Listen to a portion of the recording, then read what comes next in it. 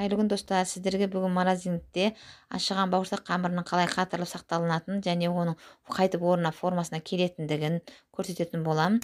Ашыған бауырсақ қамыры морозильникте 1 айға дейін сақталынатын болады.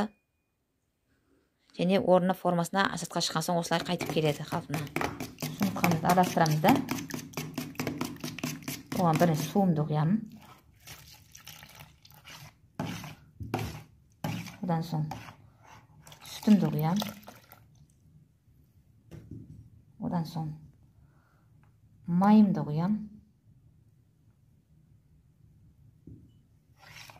Шекерімді салам.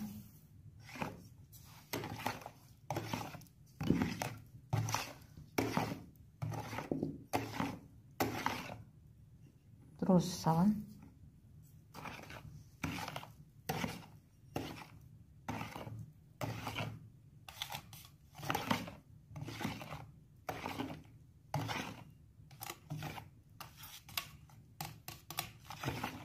Жақсылап араластырып алып дрожжды, тұзымды салам.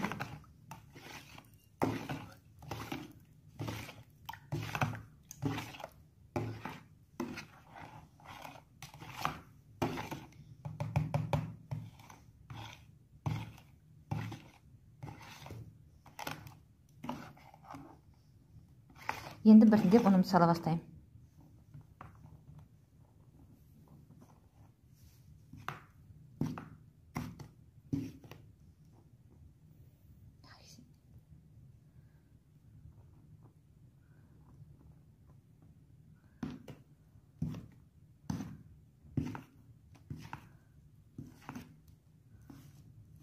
Қамыр қатты болмау керек, өте жұмсақ болу керек.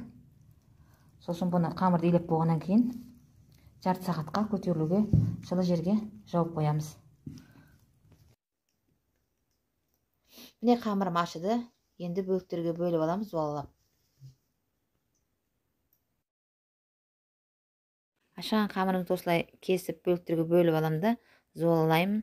Сөйтіп оны мен морозильникке салып мұздатып қоймақшымын.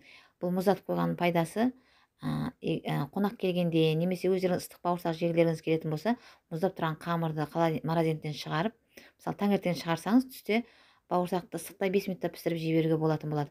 Мен пакеттерге өстіп бөліп саламын. Пакеттің аузын ұш байлайтын боламын. Өйткені қазір зуалаған кезде қамырым шамалы басылып қалады.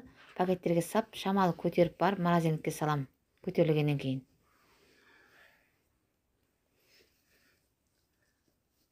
Осылай ұш байлау керек.